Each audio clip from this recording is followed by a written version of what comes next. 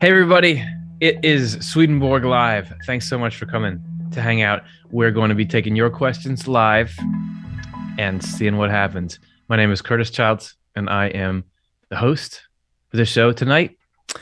And I'm joined by absolute locks for being inducted into the Rock and Roll Hall of Fame.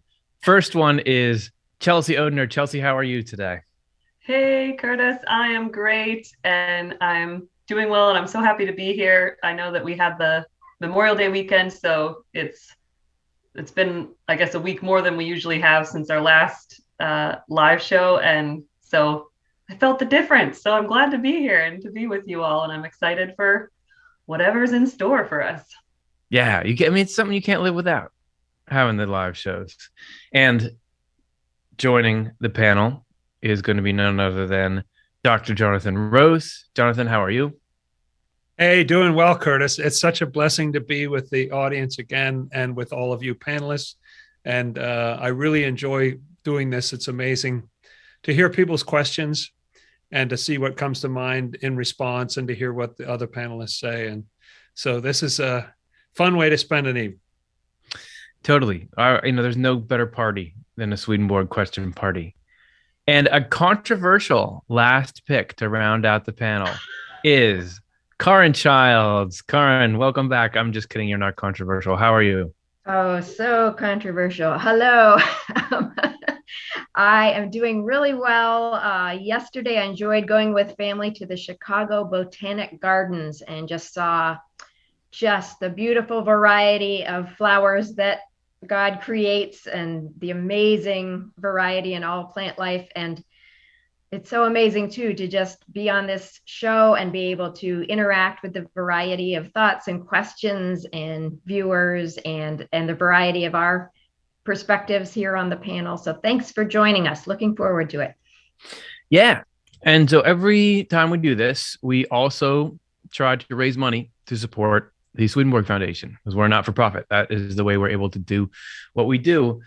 But tonight, usually we'll have this, whether it's a carrot or a stick, which is that if we raise our goal that night, then we do this 15 minutes of extra bonus games. But thanks to a generous sponsorship donation by an anonymous donor, we don't have to do that. So the games are already bought and paid for by this generous person who we just had a great time doing a private Q&A session with. So you're all off the hook. But you can still donate. And if you do, you can help us round out our campaign, the Remembrance campaign, that this is the very end of right now. This has been a huge success. We've had 26 donors, and that's led to $33,111 raised to support the mission, which is phenomenal. Thank you, everyone. And anything we pull in tonight will add to that total. So you can help us round out the campaign. If you go to offthelefteye.com or otle.com/donate, you'll get, there it is. You'll get up on the wall of fame here, and you'll help us do what we do. So consider it. Thanks. And I want to say that the top funder during our Remembrance campaign was Forrest and Peggy Dristy. And as a thanks from us to them, we're going to give you a virtual registration pass to the Off the Left Eye Experience. So thanks, Forrest and Peggy, for being our top donor during the campaign. Unless somebody unseats them tonight. Well, they'll still get that. We'll do something else for you. Okay. All right, everyone. Let's take a look at some questions. What's the first question? All right. This is from Sheila M., who asks, what does Swedenborg say about mediums and psychics? I happen to know that the other three panelists are each both of those things. So no, I'm just kidding. What do you think though? It's a fascinating question. Karin, do you want to kick us off? Yeah, I'll get the thought started here. Swedenborg definitely talks about the human ability to talk to spirits and angels, that was actually originally an ability everybody had it was just part of being a human being. And over time, as humanity got more immersed in materialistic life, that kind of closed off for most people. It's still possible, and he talks about it in two ways: that it can be a very wonderful thing if it comes from, it's happening in the Lord's order, and you get this visitation from someone in the afterlife, and it's beautiful and comforting. There can also be dangers if you kind of go at it in a way that is alerting evil spirits that to your to your presence, because there's evil spirits on that level too that are always looking for ways to harass us and harm us. So there's that ability there. And I know I looked into this when there was a 10 questions show a long time ago. We used to do that, and what I found, rather than Swedenborg talking about mediums on Earth, was what I found him talking, sometimes using the word medium to describe somebody in the afterlife who was actually a spirit, a spiritual person in the spiritual world, who was acting as a go-between between different levels or different communities, different spiritual communities, or different levels of the spiritual world. And I found that fascinating, that there are levels of existence. There's the very deepest heavenly levels, and then there's an intermediate that Swedenborg calls a spiritual level of heaven, and then the natural or earthly level of heaven, and then there's the world of spirits where we just go right after we die, that's very close to earthly consciousness. And all these levels are on a certain frequency, you could say, or wavelength of thought and speech and communication. And they can't directly talk to each other most of the time, but there can sometimes be these mediums in between that can act as agents, to bring a message from one place to another. And that really interested me because, a good-hearted person on Earth who has this ability to just be able to receive messages from the afterlife could simply be doing that, from a good heart, to just simply convey messages that they are able to pick up on to a loved one or somebody that it would bring comfort to. So like with everything, it all has to do with the intention. Of course, there can be charlatans, people who are being mediums just to kind of trick people or just for the sake of making money. But if there's a good heart there, I think that is something that does happen both in the afterlife between levels and sometimes here on Earth too. Yeah, I love that answer, Karin. And I never thought about the mediums in the other world, but he does describe that a lot, as you say, of go-betweens, intermediaries, or whatever you may call them. And they're very necessary to translation. Sometimes Swedenborg himself needed one to be able to be a bridge from, a group of spirits that couldn't understand him or he couldn't understand them, and so on. That's very interesting. And I wholeheartedly agree that it's a mixed situation. There's a sort of sorcery, or that Swedenborg might explain as being an abuse of correspondences. If somebody gets knowledgeable about these things and then abuses correspondences in order to harm other people, torment them, and so on, that's bad. So there's certainly an aspect of it that you can read some passages that are negative about what such people do. And yet Swedenborg himself indicates in his work on marriage that he did, I believe the number was thousands of instances of communicating with people in this world about how their loved ones were doing in the afterlife. He brings this up because he says that there was a widespread belief at that time, and there's still a number of people who believe it today, that after we die, our bodies lie in the grave until some day of the last judgment. And he said, thousands of times I've talked to people and told them how their loved ones are doing in the other world, and no one yet has ever said to me, but wait, aren't they in the ground waiting for the last judgment? And he uses this as evidence for the fact that people have an instinct about the way that we survive death.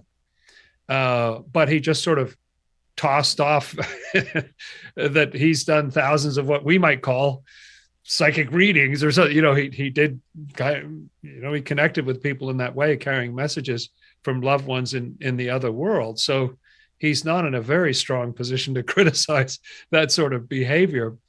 Again, what is the purpose? There were many times that Swedenborg was not allowed to tell people things, or not allowed to, they were just out of curiosity. They wanted to know how so-and-so was doing. And he said no a lot too. But I think it is a really important function. The last thing I want to say about it is that in the earliest times on this planet, Swedenborg says that there was widespread connection with the other world. This was just a very common trait. As Karin said, it's something built into our psyches. And part of his vision for the new church, as I understand it, is that this will be restored. More and more, we will be in touch with heaven, able to communicate with the other world as we become more heavenly ourselves. So this is on the menu for all of us. It's a possibility. And I don't think he means in a creepy, spooky way, in a really beautiful way. In fact, I think part of the idea is that through the Lord is how we can safely connect with the other world. That gets you around all the sort of voodoo or whatever it might be. Those are my thoughts. That's great. I want to just say, I affirm voodoo. Voodoo can be very good. Just want to honor that as a spiritual practice and faith life. But what I was thinking about, basically what Jonathan was saying was what was coming to my mind about how that's like on the menu for all of us. And so when I think about what does Swedenborg say about mediums and psychics, is kind of like through inference, is that what Swedenborg's, one of his main things that he's like was really adamant about trying to get across is like the spiritual world is not some far off place. Like this realm of spirits, the way we're connected to each other, to the people who have passed on, is really inside us. It's real, it's right there, and it's always going on, and it can't not be going on. So sort of this, even though I think there are people like Karin had said, and Jonathan suggested too, like people who that is a skill, like who maybe get sort of clear messages and can and even connect people in a more like they really sense it and can put it into words. And like Swedenborg did that for people, but also that I would say maybe that Swedenborg is like, you've got that connection too. Like, you don't have to think that somehow there's these special people who connect to spirits from the other world and you don't. Like, you really do have an inner spiritual connection to your loved ones, to angels, spirits all the time. They're actually like in your thoughts, influencing your thoughts and feelings all the time. And so sort of like, don't get tricked that that's somehow only certain people get that and they're out there somewhere. And that's just like not in the books for me. It's like that the more we learn about our minds, that's what we're opening up to, is that there are these influences going on, and we can become more and more attuned to it and aware of it. So like Jonathan was saying, of like, if that's in the cards for us collectively, how are we going to get there? It's going to take individuals becoming more and more sensitive to like, what is that, if anything? What does it mean to feel or hear, to pick up on maybe neutral or negative spiritual influences, or the really loving ones that are heavenly, or, just anything across the gamut. So kind of strengthening our skills there is an interesting thing to think about. Like, what would that look like? And so those are some thoughts. Yeah, like to jostle my spiritual antenna, see what I can pick up. Doesn't it come out of a context where there's some religions, religious traditions that have negative statements about mediumship or psychics? I feel like that's in the Christian tradition in places. And I think that it's a universal principle in Swedenborg that you can't just say something like mediumship is good or bad.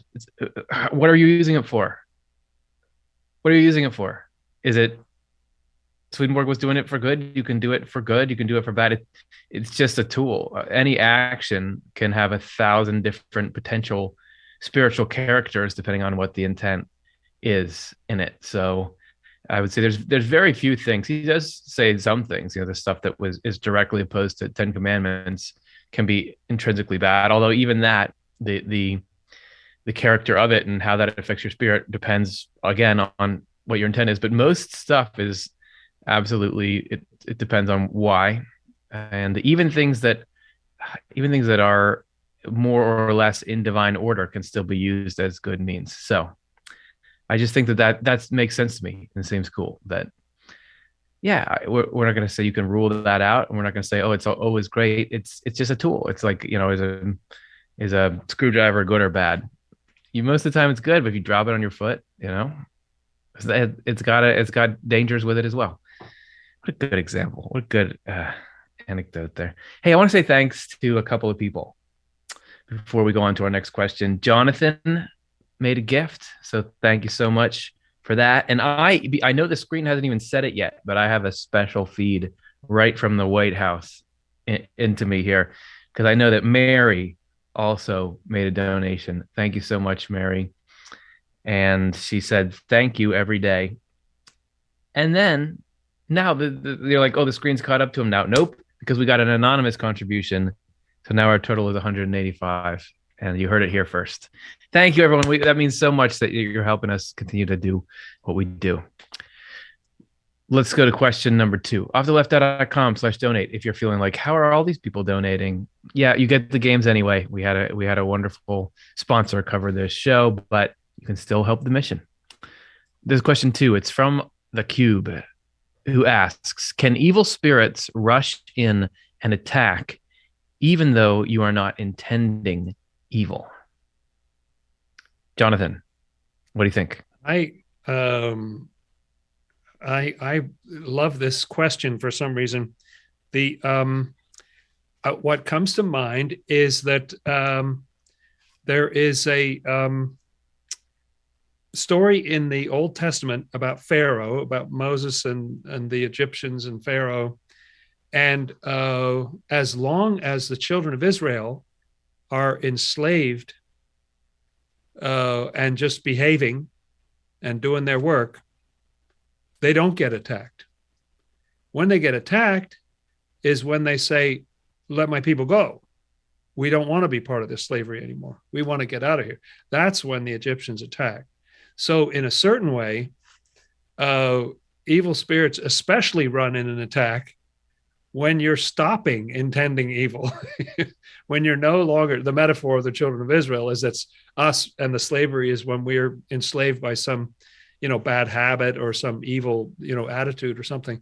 And when we decide, no, I'm going to leave, that's when they especially put out the effort. They're actually pretty lazy when you come right down to it. But if their effort is worthwhile, they'll put the effort into trying to turn you around, because maybe they can turn you around. So an attack certainly does not automatically mean that you're intending evil. It could mean the opposite. Another point that I want to make is that it is Swedenborg actually says in passages I just read recently that they are never actually in you. Like you say, rush in, but actually they're not in you. Swedenborg describes our mind as a city, and they never enter the city. The best they get is they come up to the gate and sort of holler through the gate at you, harass you. And so I was so surprised to read this, because it feels all the time like they're totally in there, but they're not actually in there. They have ways of kind of attacking from a distance. And the final thing is just that these sorts of things, they're awful. They feel terrible, but the Lord only permits a certain extent of it that can benefit you, that can be good for you, help clarify who you are, or for your compassion and so on. He doesn't allow more than is within certain tolerances, and he has angels who have the power to shut that down as soon as it's not necessary anymore. So it's not just a free for all. There's a process.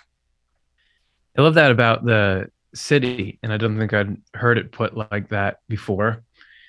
It makes me think about if somebody is saying negative things to me, if I didn't understand the context, it would sound like, oh, their voice is in my head. But it's just like the sound waves come in and rattle all these certain little fibers that then send it to you, but it's not actually inside you.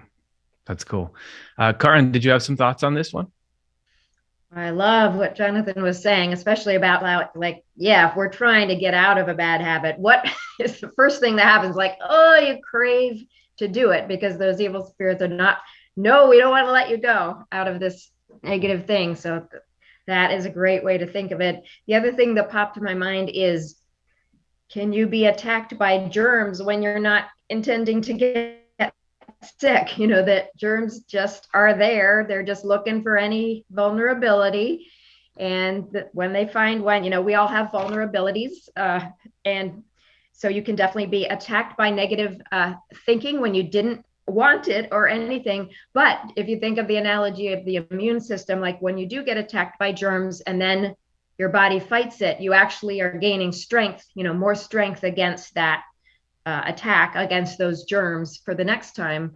So part of how the Lord brings good out of it is every time we go through a trial of we're being attacked by something we don't want, we are actually building up spiritual immunity against that force. And in the case of habits, like every time you manage to resist that habit, you're stronger for the next time, and so on. So it's building strength. Excellent. Yeah, I love that idea that it's just doing something good. It's leaving me more prepared than I was before. So there's something coming out of it, even if it's rough at the time. Our next question is from EBX Bear, who asks, how can we determine what is potentially spiritual communication and our own internal thoughts? Having a recent awakening, I seem to have a lot more internal dialogue. How do you sort all that stuff that occurs in the mind out? Chelsea, what do you think? Well, I guess, so one key point, although I don't know where, or just one thing that Swedenborg does right, is all of our thoughts are flowing into us. So it's not which is which, it's that they're all flowing in. Isn't that crazy? And so one way that Swedenborg describe, which helps to make sense of all the different voices you have in there, just like so many different opinions and thoughts, that Swedenborg even says it's not even like, oh, one spirit. It might be a whole sort of train of thought represents a whole community of spirits that you're actually connected to, and they are just sort of all sharing that thought, and you're kind of picking up on it too, because it maybe resonates, has some sort of a hook in some part of yourself. We have a multiplicity of parts of ourselves, and they all sort of have this interconnection with the spiritual world and are receiving different thoughts and feelings. And so what Swedenborg says, like the essential nature of our self is this like pivot, this ability to turn and choose where are we going to want to align ourselves? Because like if you are not your thoughts. And so, but then what are you, if you're not this inner headspace that you thought you had all to yourself? And it's like, but you are your choices, your will of who do you want to, what are the thoughts and feelings that reflect your highest desires? And that's that sort of alignment with, it's coming through spirits and angels, but there's a direct inflow from the divine as well into our inner self. And so we kind of get to sift through the different thoughts and feelings and find, you can ultimately get to the point where you're feeling for that like inner divine connection of like, what is that most loving, most wise part? And it might be, angels, but then really there is the divine flowing in with love and wisdom directly. And so that's sort of always like the most reliable source, obviously, for like what those thoughts and feelings are. But the other, all the different talk it's all a connection to the spiritual communities that are around us. So really wild to think about, but those are some initial thoughts. And that's some of this ubiquitous mediumship that you were talking about in answer to the first question, that there's way more spiritual interface than you'd ever think. Before I pass it to Jonathan, just want to say thanks to Kevin, who made a contribution. And then before you even see it on screen, I want to say thanks to Sheila as well. Thank you so much. And we're up to now 285. And I just noticed in the chat, somebody said, Curtis, were you kidding about being in the Rock and Roll Hall of Fame? Yes, we're not. None of us so far have made it in, nor have we tried to get in. Although if anyone would have a shot, it would be maybe the next person I want to bring up. Dr. Jonathan Rose, what do you think about this question from EBX Bear? Thank you, Curtis. I'm so delighted at these donations. It's a really beautiful thing. One thought I have is that Swedenborg did, when he had his spiritual awakening, he did find that his thoughts changed, and he doesn't refer to it as an internal dialogue exactly, but he does say that his thoughts split into two and they were even arguing with each other. And that was interesting to me, that he did perceive a difference in the nature of his thoughts. And as Chelsea was saying, he did in time figure out that, oh my heavens, it's 100%. It's all flowing in. Now you might say, well, why we don't all have the same thoughts? If it was flowing in, wouldn't we all have the same thoughts? Well, Swedenborg says that they flow in according to our nature. So that if you picture, I don't know, you've got a very slender vase for holding flowers, and then you've got a big old mug and a bowl. Well, if you poured water into each of those, it would assume a different shape. Our thoughts get poured into us, but they take a different form in each of us. And that's why we have even little children have different thoughts than you ever heard before. Each of us has our own thoughts. And the main thing, I think, is to judge the quality of our thoughts. This is something that Swedenborg has inspired me to try to do. The best way to tell where your thoughts are coming from is their content. What are they like, or even the purpose behind them? I know that's a difficult kind of question, but like, is this thought trying to get you to ignore future consequences and do something right now? Or is this thought something that will bless people? Does this thought feel high and beautiful and transcendent? Is this thought sort of nasty or so trying, it takes a long time. It's a very difficult thing. I'm not anything of an expert.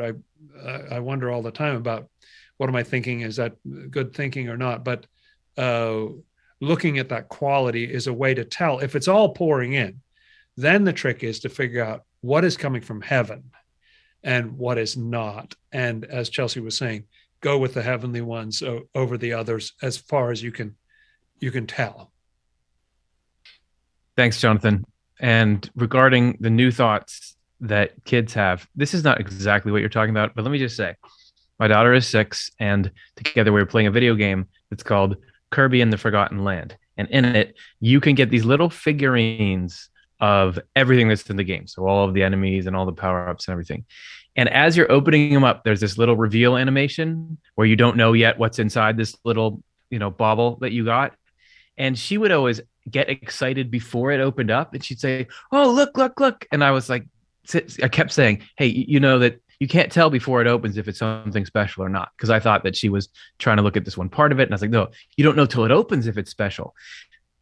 But she was right. When it's a special or a rare one, it takes longer to open and there's sparkles around it. And I didn't notice either of those things. And she had noticed it way before me.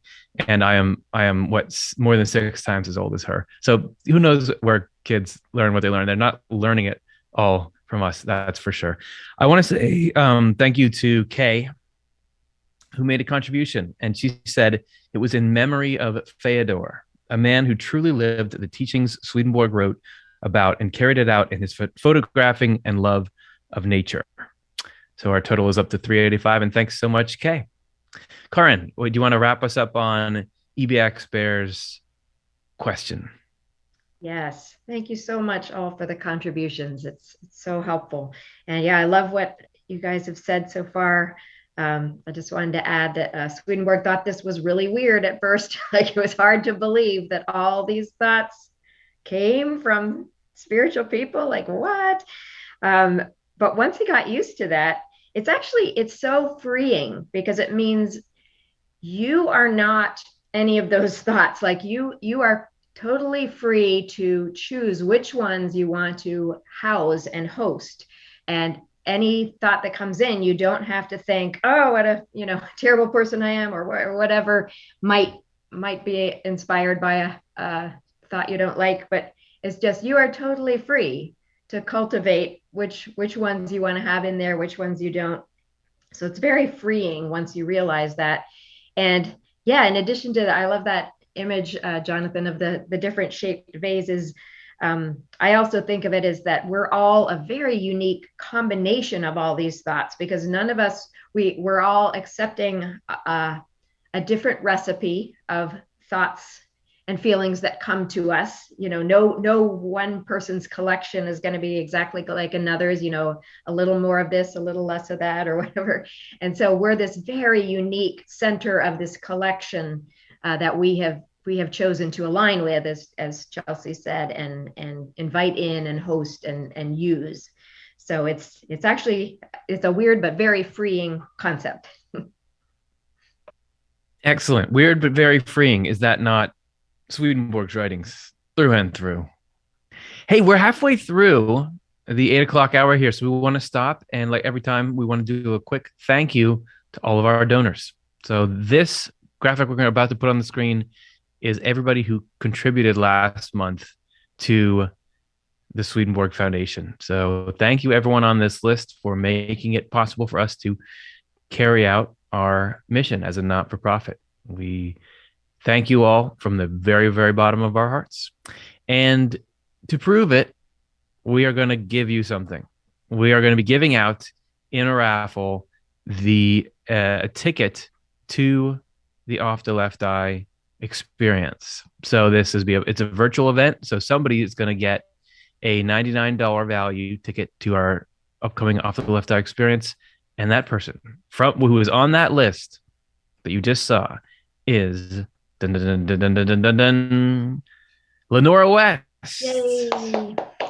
Lenora, we are looking forward to seeing you a couple weekends from now for the Off the Left Eye Experience. If anyone else wants to register, just go to offtheLeftEye.com. You'll see it right there. Before we get back into the questions, Chelsea, there's an upcoming event that you're a part of. Can we hear a little bit about it?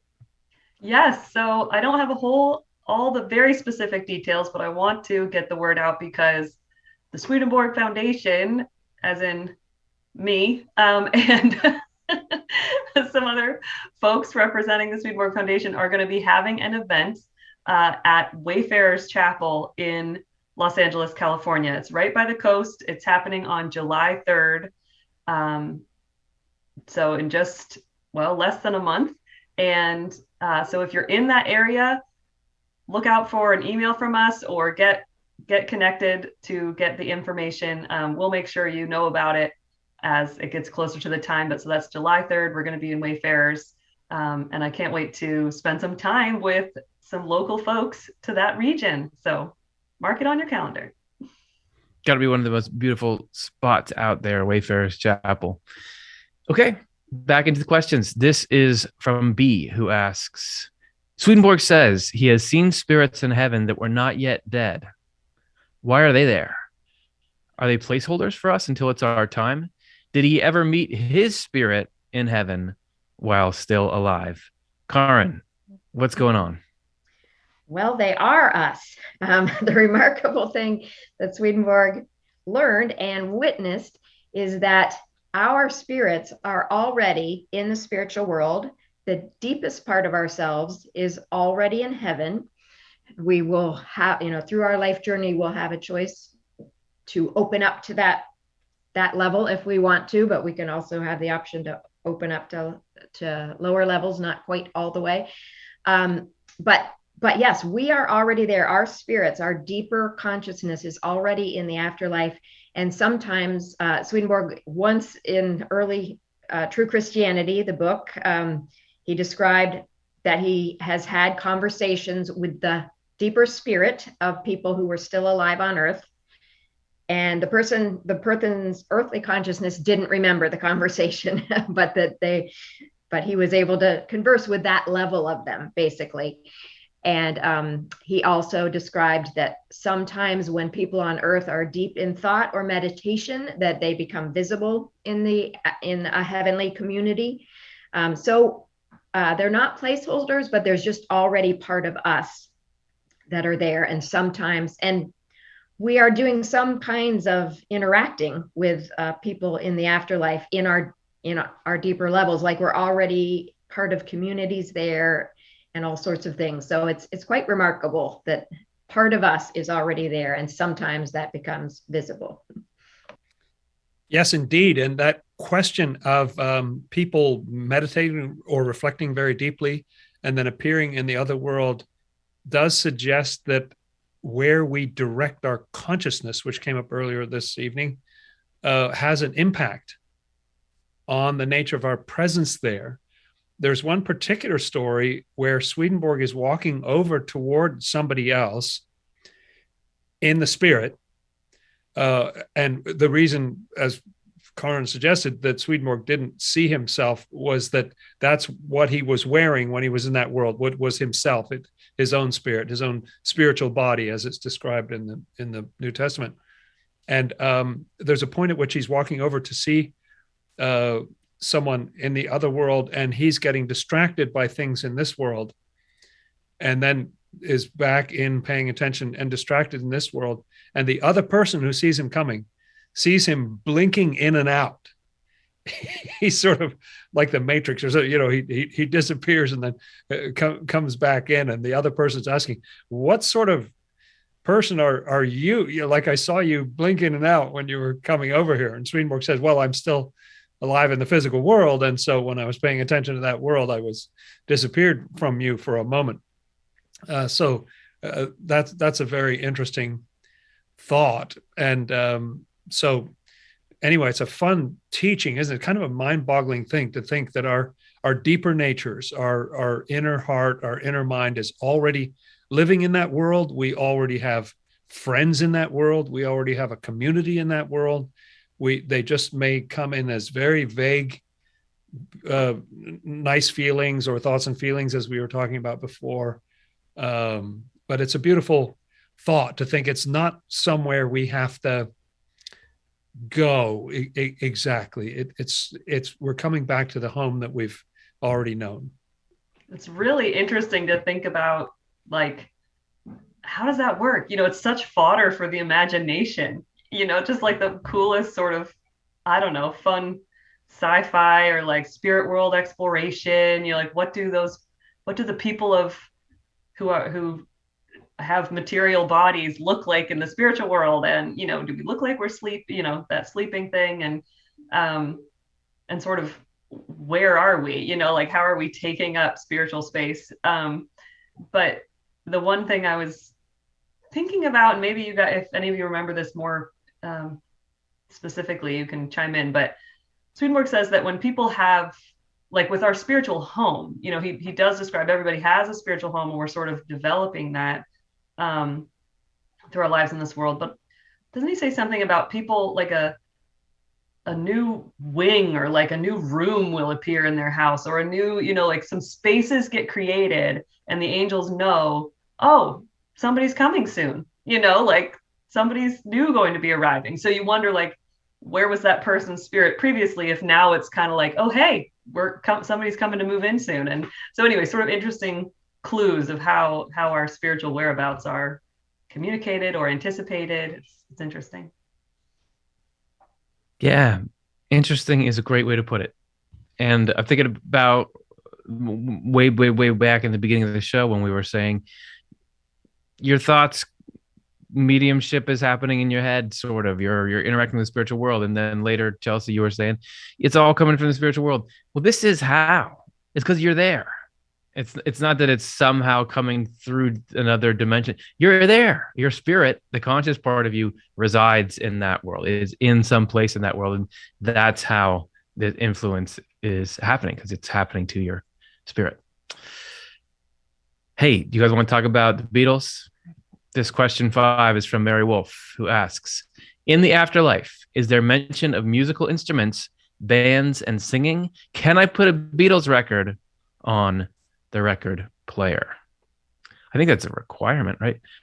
Jonathan, what do you think? Unfortunately, the Beatles music is from hell. No, that's just a terrible joke. I'm sorry.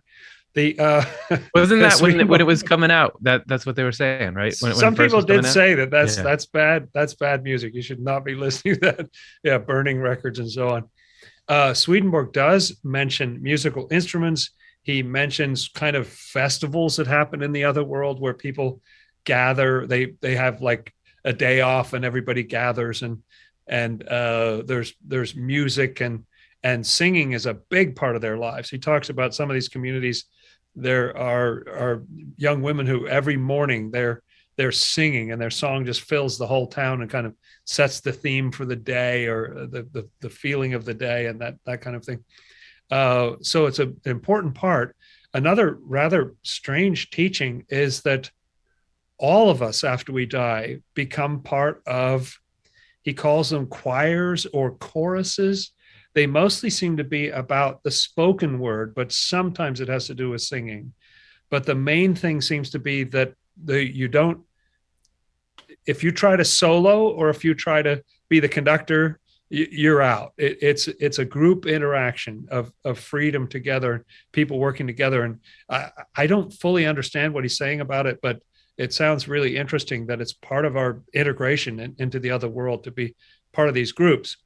In terms of technology, Swedenborg doesn't talk about audio technology, and there wasn't really, other than like the pipe organ or something, there wasn't much in the way of musical technology in his day, that such as we have now, recording and so on.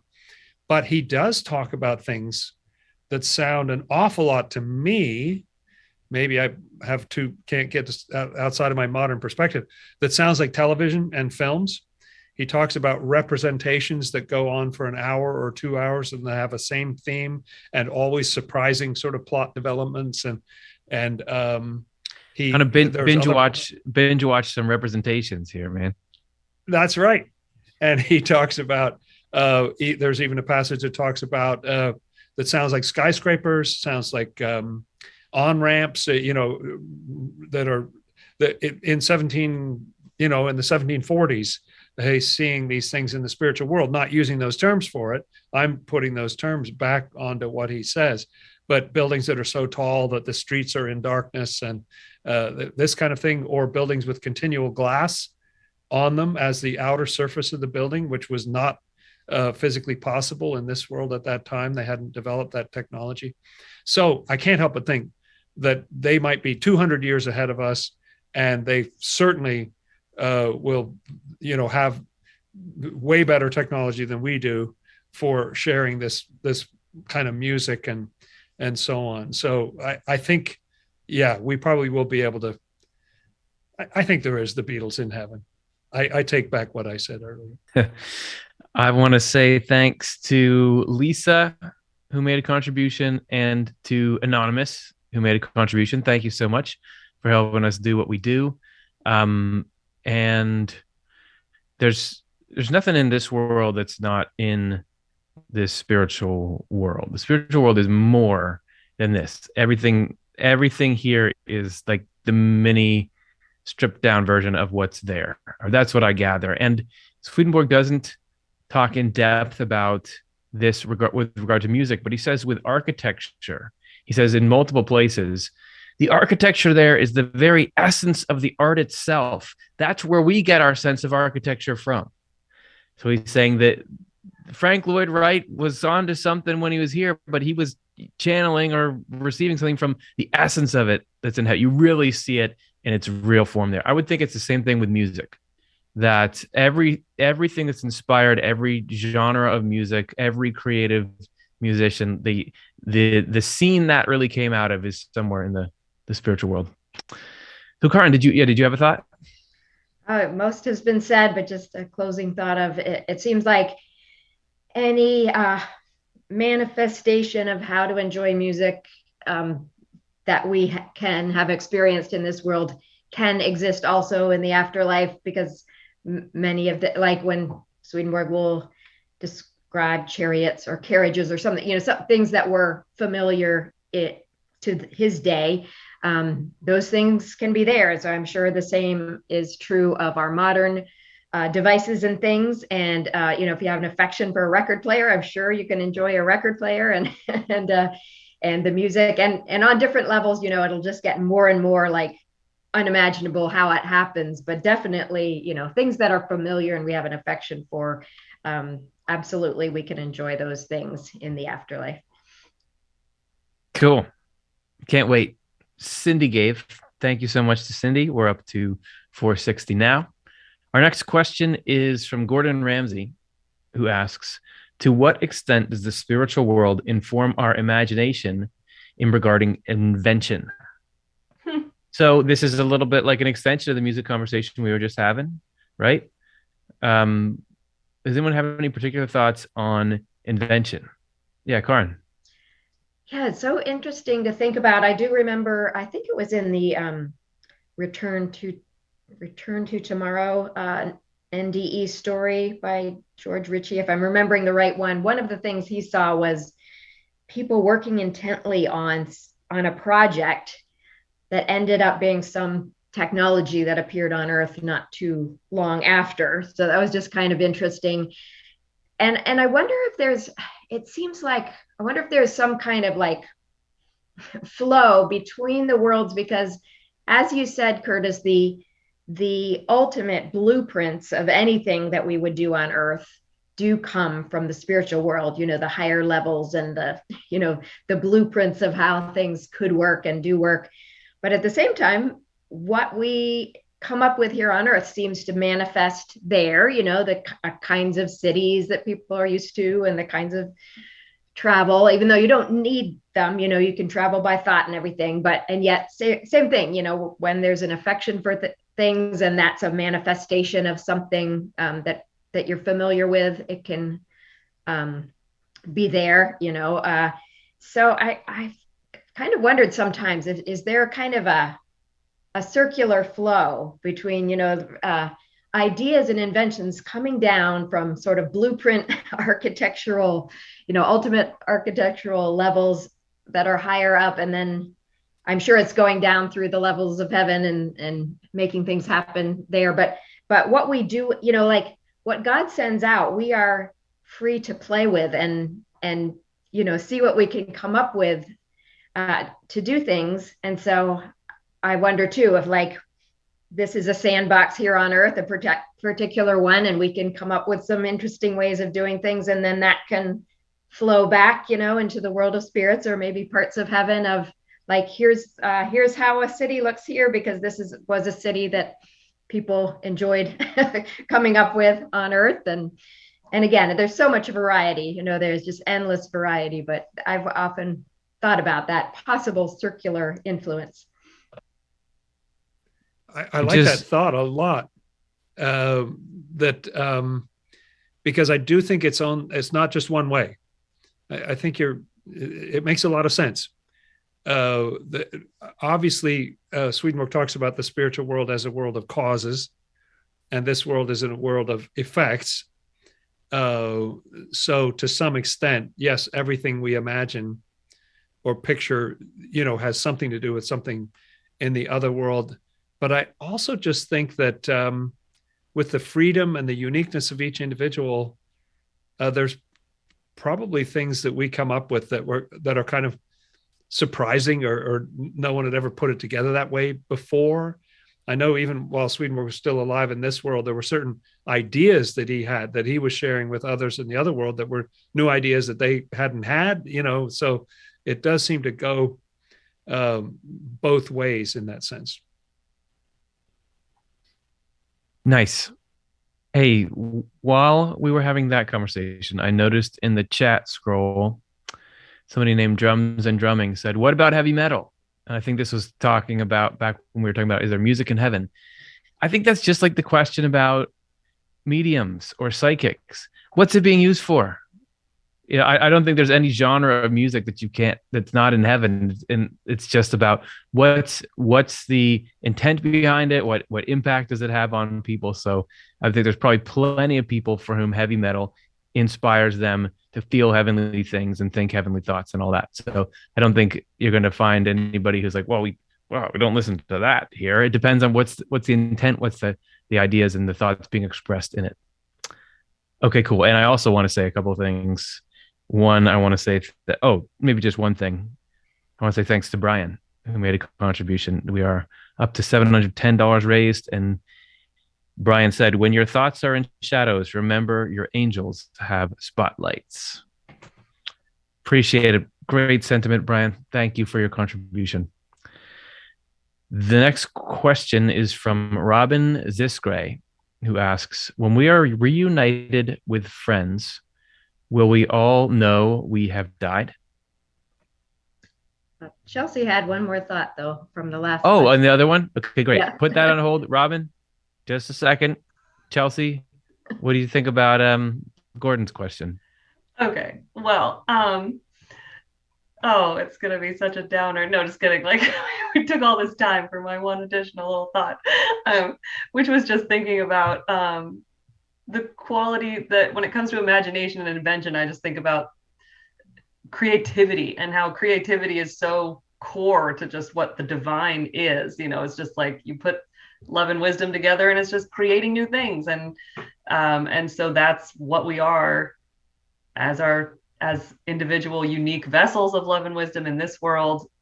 And then how we are interacting in unique ways, like Karin was saying, with communities in the spiritual world. So it seems like we are important. Like Swedenborg describes, it's like a neural network, like the heaven is kind of like, and the more people are there, the more sort of efficient the pathways can be and the interconnections and stuff.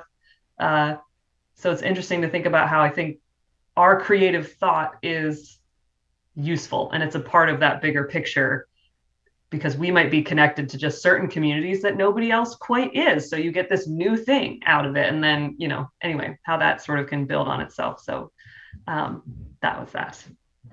If that's a downer, what's an upper? I'm not ready for an upper. Yeah, Jonathan. Should I answer Robin's question? I just have. There's no rules. Just do what you need to do. Great. Free for all. After, this hour at night.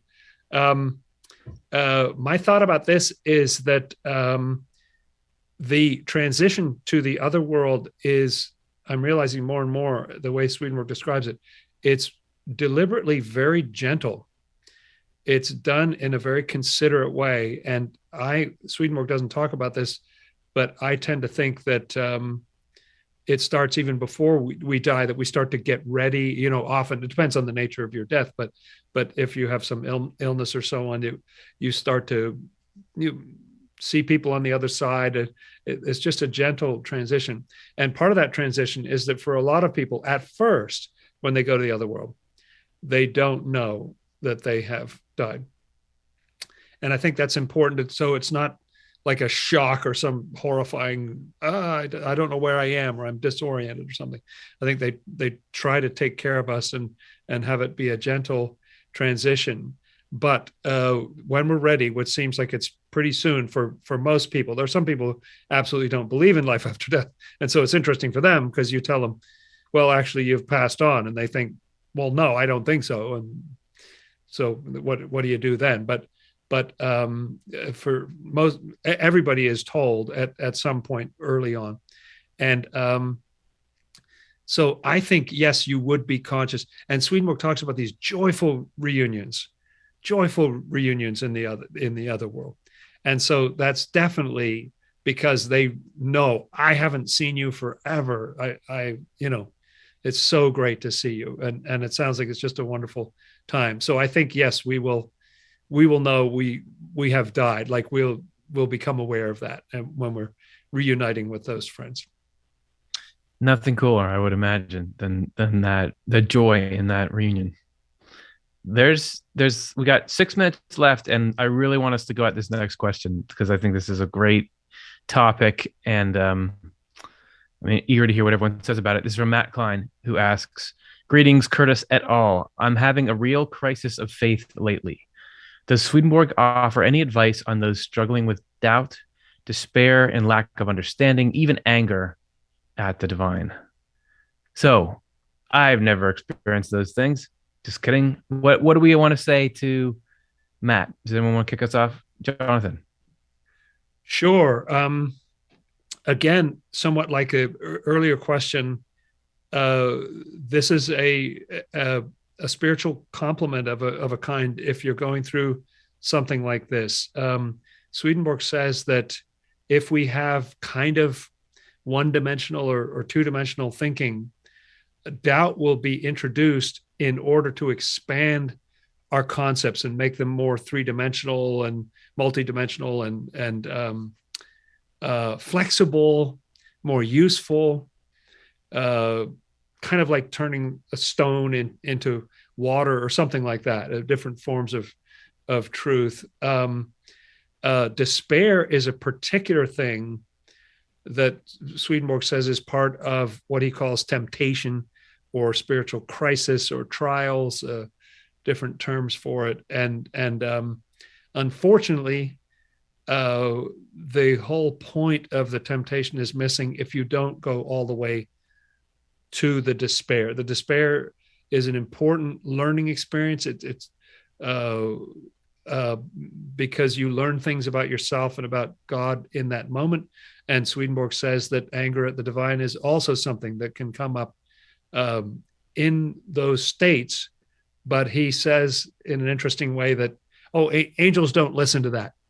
It's kind of like a child having a fit or something, and the parents just, screen it out a little bit. They're not too worried about that. So it sounds to me like a kind of, what do I know? But it sounds like a state of spiritual crisis or temptation. And generally, Swedenborg says that this is a time when you have enhanced freedom of choice, and it's a very important moment. And inwardly in there, somewhere inside all that, God is actually very present with you when you're going through that and forming a deeper relationship with you. So hang in there. It's not easy, but hang in there. Oh, so nice. Those are such good thoughts. And I feel for you, Matt, and sending you love and support during this time. Yeah, similar to some thoughts or perspectives that help me is remembering that we go through spiritual state changes. That's just the nature of our life. It's like the weather systems, they just come and go, but they're not just random and arbitrary. It is actually being guided by the divine, and the divine knows what state we're in. Like it's never just random in terms of like the divine can be knows what's going on for us, knows how much we're struggling, and can see how this could be leading us toward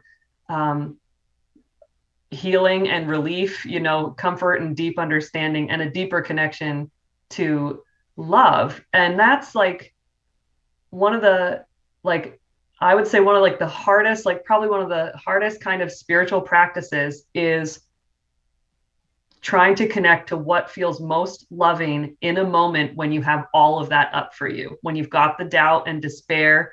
And you didn't use this word, but I'm just going to use the word shame, because that I've started to notice that those are sort of symptoms of some deep shame, which might have to do with trauma you've experienced,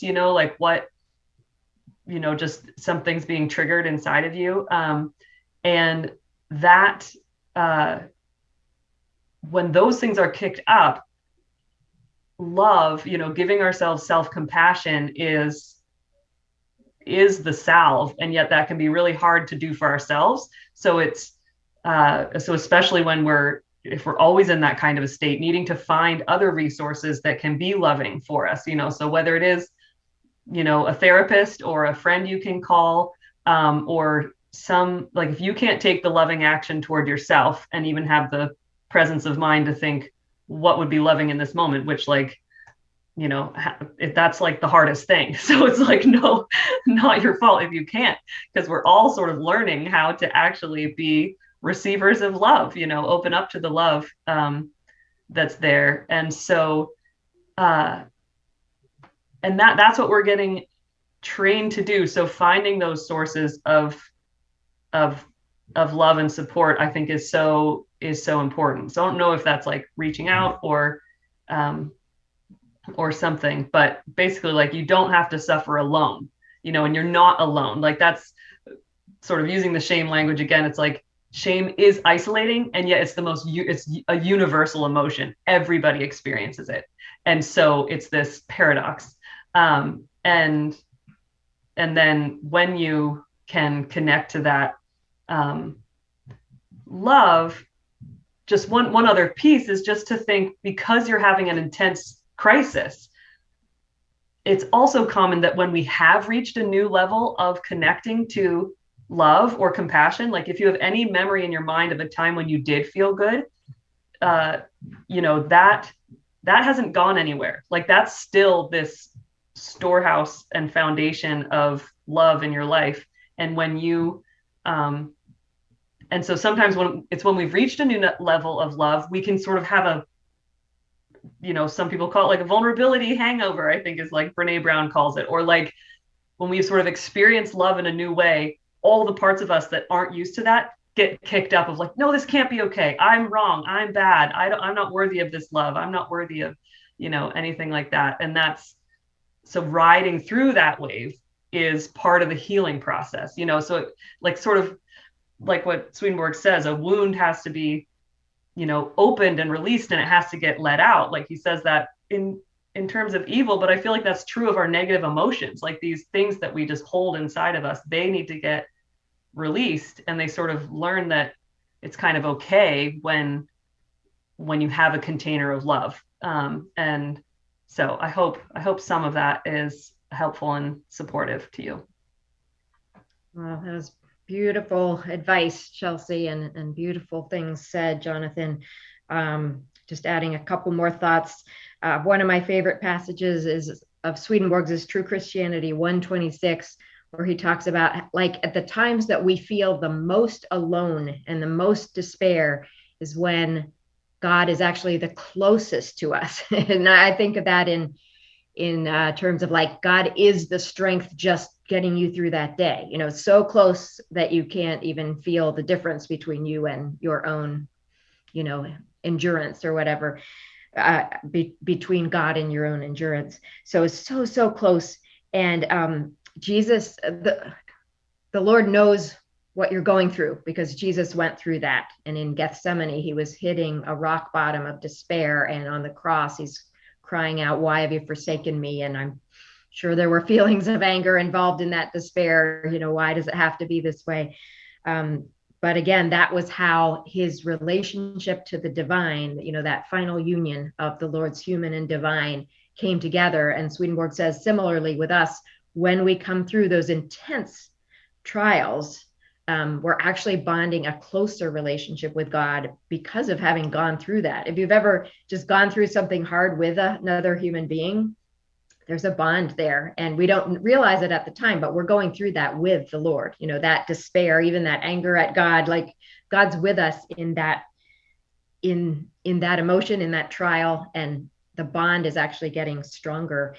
And the last thing I'll say is I was really struck that the 23rd Psalm, so this might be a good thing to read, Matt, that it describes this journey of first you're lying down in green pastures, which is just like you've started on a spiritual journey and you are looking to God and you feel connection with God, but then comes the valley of the shadow of death. Like it's a part of actually going on a spiritual journey to go into these deeper trials, because hell attacks and is trying to get you to turn back, and God is fighting for you, and all these things are happening. But there you are with God setting a table before you in the presence of your enemies. So even though darkness feels all around, God is feeding you through that trial. And so if you can hang in there, like Jonathan said, and just trust that God's with you, and do whatever you need to do, but you're going to get through this, and the bond will be even stronger between you and God. I knew it. I knew there was going to be some good stuff coming out. Thanks, everybody. Matt Klein, that's, I feel like, a question that everybody's asking at some point in their life. So thank you for bringing it out and having this conversation, which I think is going to be useful to a lot of people. I just want to say, you ended it with saying, and even anger at the divine, God can handle the anger. Or to put it another way, if you're in trouble for getting angry at the divine, I'm in really big trouble. That's always been something that I never felt worried about. That I've been so angry at God so many times because I care about life, and I believe that God is real. I wouldn't be angry at God if I didn't. So I don't know. It just has never seemed to me like something that would offend God.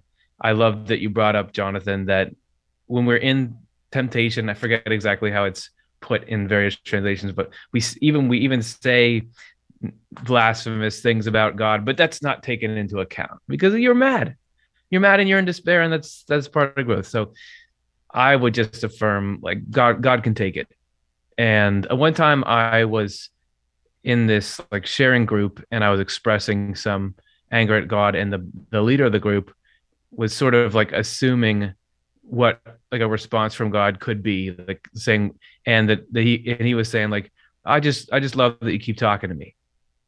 God's just like, just that you keep talking to me, because that's not what everybody's doing, and that you're just trying to walk that and caring about it.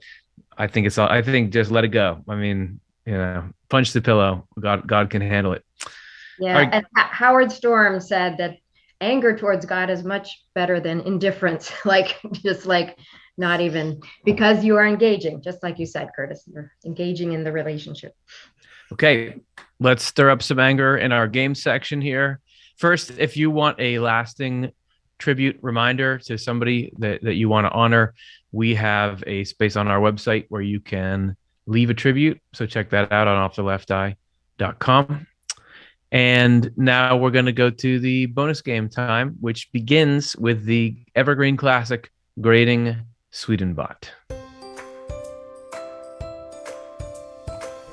So grading Swedenbot, we have an AI, artificial intelligence computer, something or other, that we have fed all of Swedenborg's works to for real.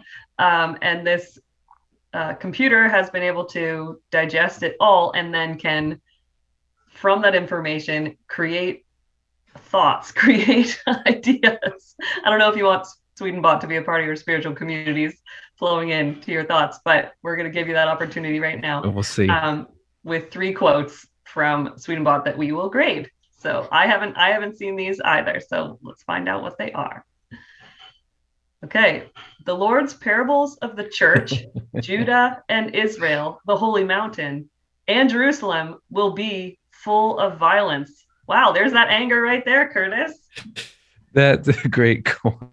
Swedenbot getting under our skin. Yeah, so there's a couple of issues here. Because that any appearance of violence, let's see, would be full of violence. It's just a hilarious prediction. It's a prediction of, like, they will be these parables that the Lord told, which is Jesus Christ, which was in the past, will be full of violence. Just like a hilarious. It's sort of a hilariously non-ominous thing. The parables that I tell will be full of violence. So I think it's missing a few things here. And it's, I guess it's true to a bit of an extent. There's violence in the word, which is a depiction of spiritual struggles and appearances. Well, it kind of sounds like he's almost quoting the Bible. I feel like there's something, I don't know, like it sounds like Swedenbot is getting a little closer to the Bible here than Swedenborg. I'm not sure. Yeah, it's like, I don't know if it can be an F, but maybe it's a D. A D, maybe a D. Yeah. It's hard to know how to grade it, but it is it's bad on several levels. I think it's all right. I guess we're going with a D. All right, I think we're being pretty lenient there on Swedenbot with that. So let's see what the next one is. We let him get away with one. Yeah. All right. The Lord's word is universal and also demonstrates in the details of the word which is why the word is spiritual and not on what is natural and what is spiritual. Well, Sounds like Sweden- this is quite poor. It's unusually bad grammar for Swedenbot. Maybe it was just the Celestian maid, but the word demonstrate is used here as an absolute verb, which means to picket or to protest or something. And so demonstrates in the details of the word, because he never finishes the thought.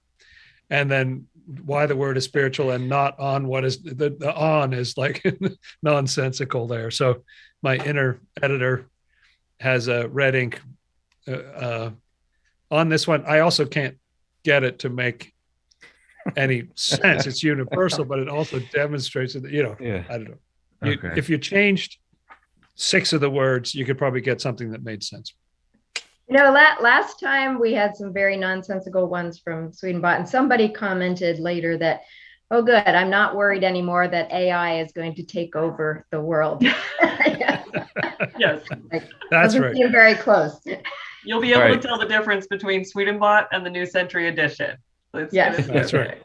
This is giving me the idea too. Like, what if we fed all of Swedenborg's Latin works to a Swedenbot, and then the Swedenbot created like phrases in Latin that then we translated? That would be something else. Okay. Man, the wide audience for that show.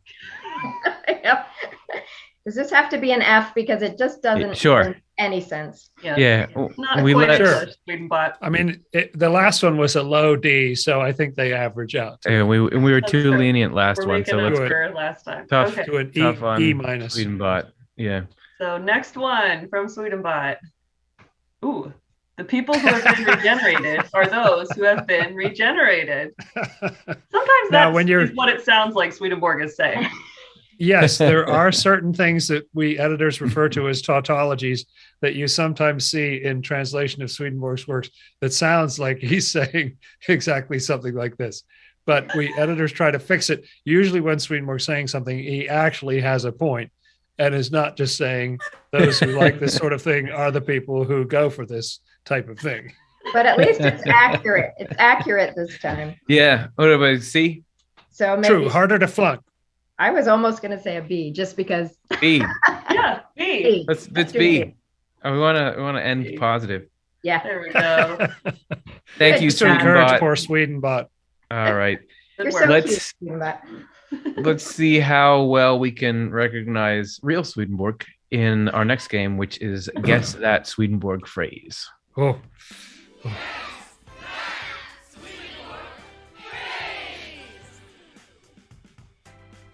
Hooray!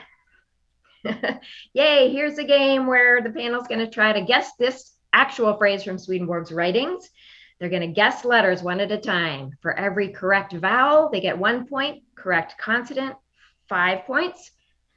Guess the wrong, a letter that is not accurate, minus 5 points. If you guess the whole phrase, 20 points. And if you guess the phrase, but it's wrong, you're out. And we see who has the most points at the end, and they are exempt from the elevator pitch. So it looks like Jonathan Rose. Jonathan Rose is starting. What do you guess? Oh, okay. I guess the letter H. All right, good one. There are 5 H's. Woo, we're off to a good start. Right. Okay. I will. Chelsea. I'll follow that up with T. The letter T. Yeah, 3 T's.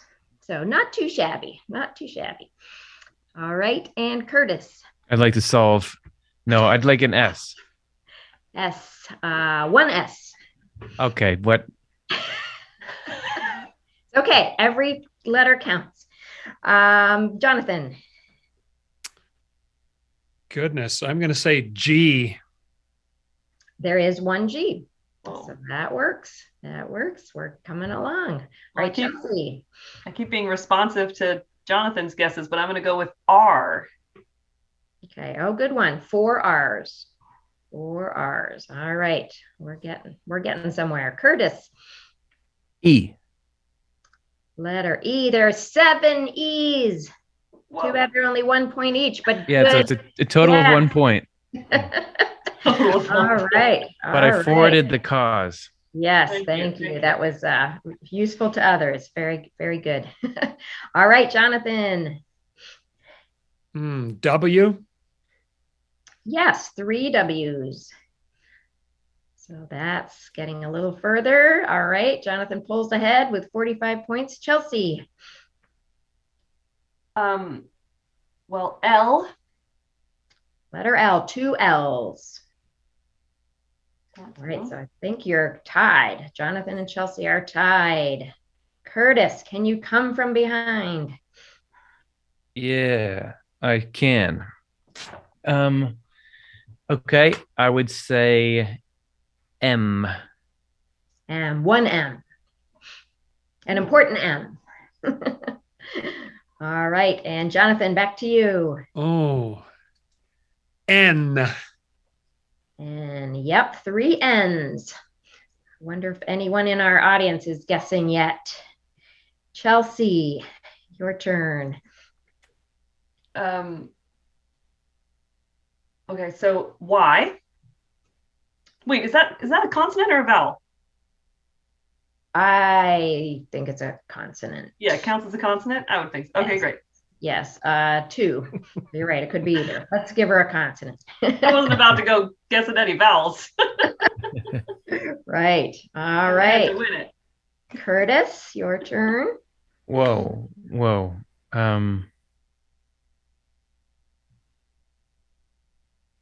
man. Words are starting to. Words. F.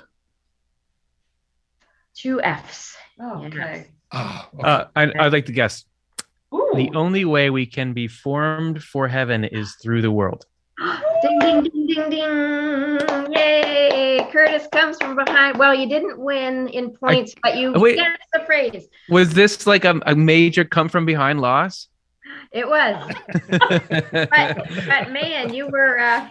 But you know what I did? I ended up respectable. Like it wasn't a landslide. Okay, let's now looks like Jonathan Rose is exempt from the elevator pitch. Oh man. Let's go on to that and see who is not exempt in the worst way. The elevator pitch is also a sort of win-lose situation. Yeah. All right. So let's see who's going to be picked. The game, if anyone hasn't seen it, is you're put on the spot and given a topic, and you have 1 minute to explain what that concept is and why it's important. So let's spin the wheel of doom. Who's it going to be? Karin is going to talk for 1 minute about the significance and the nature of the spiritual sun. So we've just got onto the elevator, and 3, 2, 1, go. Emanuel Swedenborg had his spiritual sight opened so he could see into the spiritual world, into heaven and hell and the realm in between.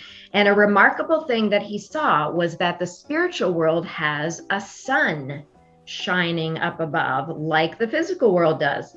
But there's a big difference. Whereas the physical sun is made out of chemicals and helium and fire, the spiritual sun is made out of love and wisdom. It is the love and wisdom that are exuding out of God and flowing out into all creation. And the spiritual sun provides all the substance of all the levels of creation, just like our physical sun sustains life here on earth.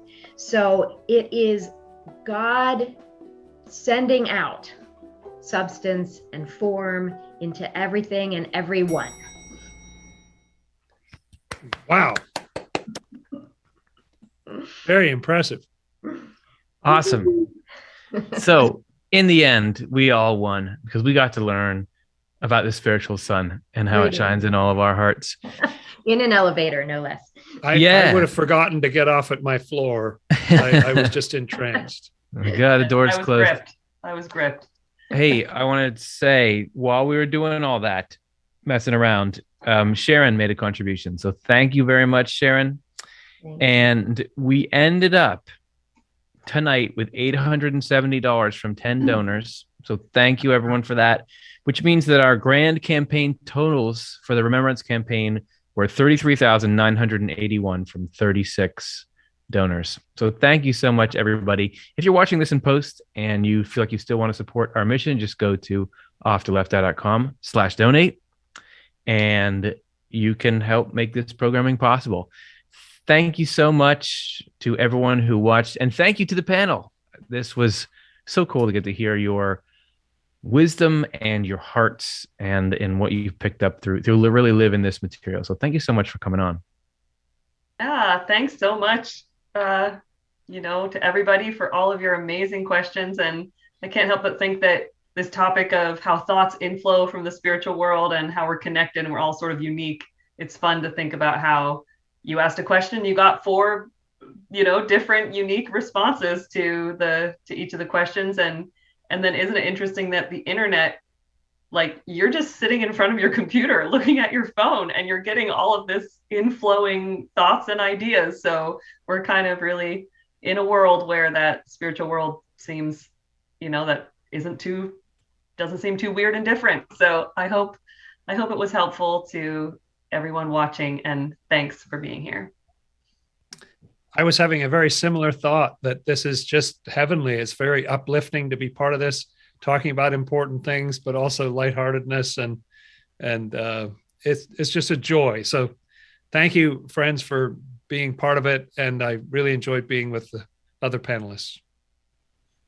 Oh, yes. Thank you so much. I agree with all of the above. And thanks so much for the donations. We will use that to continue doing what we're doing. And thanks for the fabulous questions. If you had a question and we couldn't get to it, please post it under the show later. We have a fabulous moderating team that will respond to you. And we just so appreciate you, our audience. Thank you. Thank you. All right, everybody. Till next time, keep feeling the effects of that spiritual sun. Feel it warming you up in your heart and in your mind. And hope you have a great week. See ya.